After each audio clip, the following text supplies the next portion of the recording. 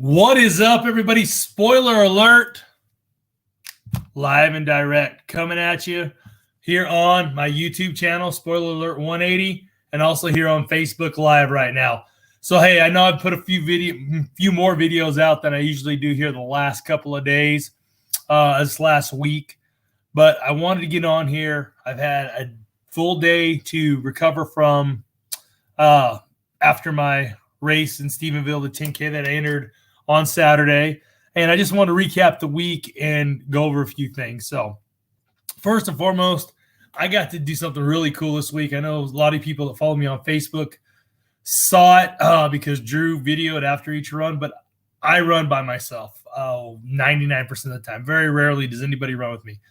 First and foremost, nobody in my family runs. And secondly, I kind of like it. It's where I can just go free my mind. But this last week, I got to run with my good buddy, Dru Stewart, who's the one that actually got me into running. He's the one that after my weight loss surgery, and I was doing a lot of walking, he said, start incorporating some running into it. And I blame him 100% for me being a runner now. And I'm not going to say I'm a fast runner or a good runner, but I love to run. I don't always like doing it, but I love how I feel when I'm done. And that's what pushes me every day. So Dru and I and our buddy Phil Benedum, our website is live, the180project.com. Go check it out. We have merchandise on there and stuff, and we're going to start sharing our stories on there. But Dru and I got to get together. Oh, it was on Wednesday morning up in Mount Pleasant, and he said, hey, I'm going to be up there. Will you be there? I said, yeah. He said, let's run. So I got there late Wednesday night or Tuesday night, Wednesday morning. Text him, hey, let's go for a run. He didn't get back to me, so I got up and went for my run, went over to his horse trailer, and he's like, well, let's go. So he and I went for a 3-mile run. Now, Dru, like he said, because of his knee surgery, he's just getting back into running, getting back into shape.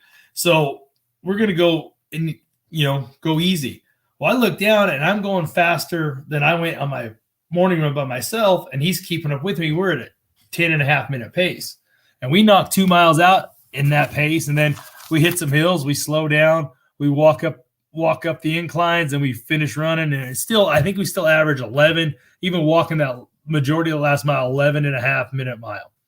We get up the next morning, we go out hard again. We're still doing 10.5-minute paces. And the funny thing is, that was one of the coolest things to get to run with my buddy. And we had conversation the whole time we were talking. But afterwards, he got home, and he said he went for his run on Saturday at his house because he couldn't run, or Thursday or Friday, whatever day it was, at his house because he couldn't run at Mount Pleasant because of the monsoons that hit. But he said he ran his whole 3.2 miles and got them all in the whole run because, he slowed his pace down, he wanted to make sure he finished and ran the whole thing. Here's the irony of the deal. I was going faster than I usually went because I wasn't trying to race him, but we were pushing each other. We were literally pushing each other the 2 days we went for our runs. Like I say, I don't run fast, but we pushed each other, and we went out faster than he wanted to, but he knocked out 2 miles both days and under, 10.5-minute miles. So it was pretty cool. It was pumped. But one of the coolest things he did, and if you go back to his video that he posted, this right here, Dru started, it's been about 7 or 8 years ago. It was called, he had a saying called brick by brick. It's about getting yourself healthy and getting yourself, getting yourself in shape. And it's like when you're building a fence, you may not be very good at laying the bricks when you first start, but as you gradually build on it, you build it brick by brick. You build this wall, you build your fence brick by brick. And so he had these necklaces, these little charms made. It's just a little brick. It says brick on it. And he wore one for a long time and gave a few out. And I did not feel I was worthy of one 5, 6, 7, 8 years ago. But when he handed me one the other day, that meant the world to me. Because I respect him, and he kind of blazed the way with the weight loss surgery and this running deal and got me on this track. And I cannot thank him enough. So I had a blast running with him, and we got to talking. So I told him, yeah, there's a 10K in Stephenville on Saturday for the Stephenville Moolah Festival. They had a 10K run Saturday morning. And I said, I'm thinking about entering it. And he goes, do it.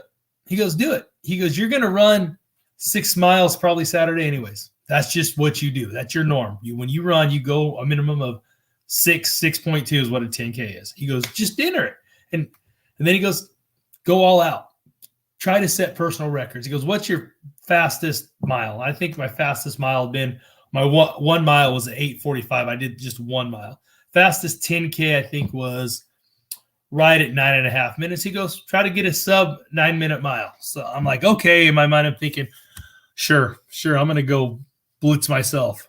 But get upset. We get home from Mount Pleasant Thursday night, Friday, do work, do everything, go for my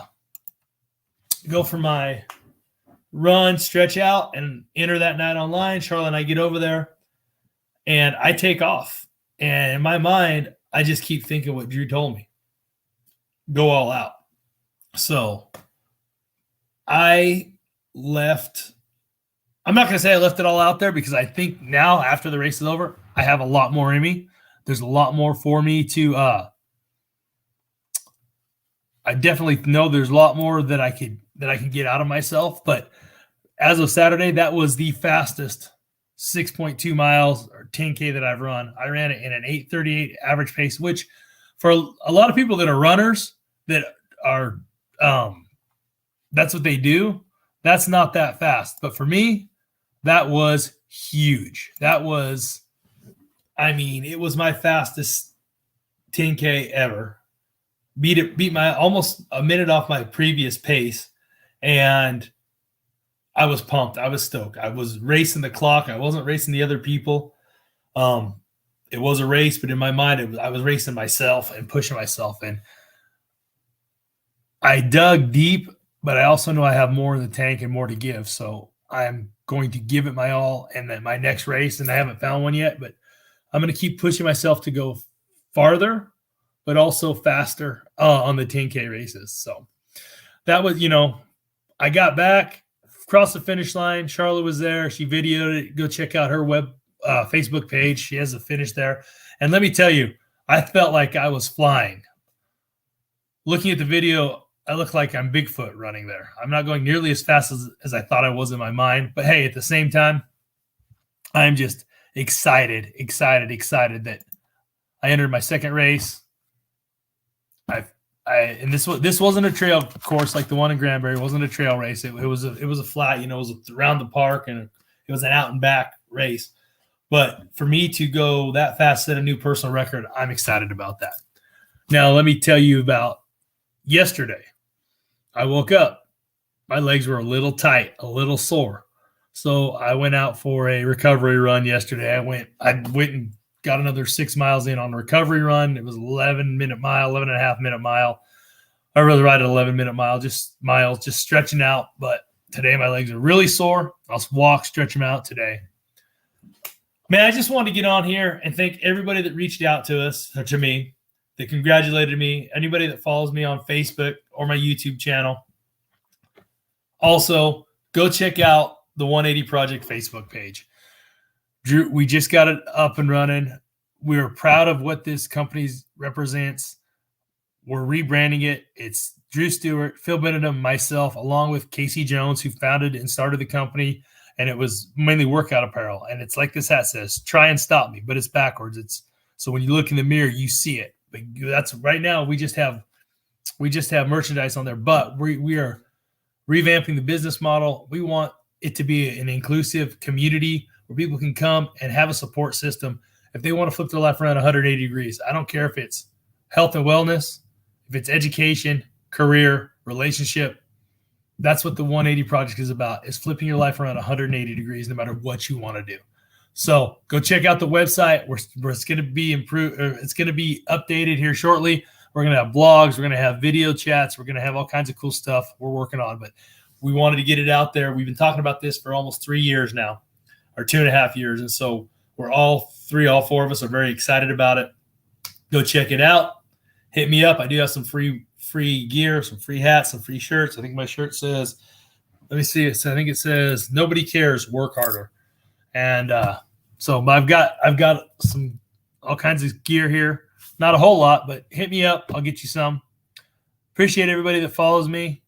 And yeah, we're just going to keep growing the 180 project. I'm going to keep bettering myself each and every day. 1% better every day. That's my goal. So, all right, you guys. Like I said, check out our Facebook page. We're going to have an Instagram page, 180 Project. Check out my TikTok, Spoiler Alert 180. My Instagram, Spoiler Alert 180. And yeah, I'm just very excited about where this is headed and what I've got going. Thank you, Ramon. I appreciate it, buddy. I appreciate the you follow me and commenting and just following on my journey. So, all right, everybody. You guys have a great Monday. And like I say, why not start today? Why not start today? It's, you know what? You will not regret it. Whatever you want to do, start today. Read a book, take a walk, have a conversation. Whatever it is you need to do to start flipping your life around 180 degrees, today's the day to do it. Don't hesitate. We have 7 months till 2024. Think of how far you can go with just tiny steps every day till then.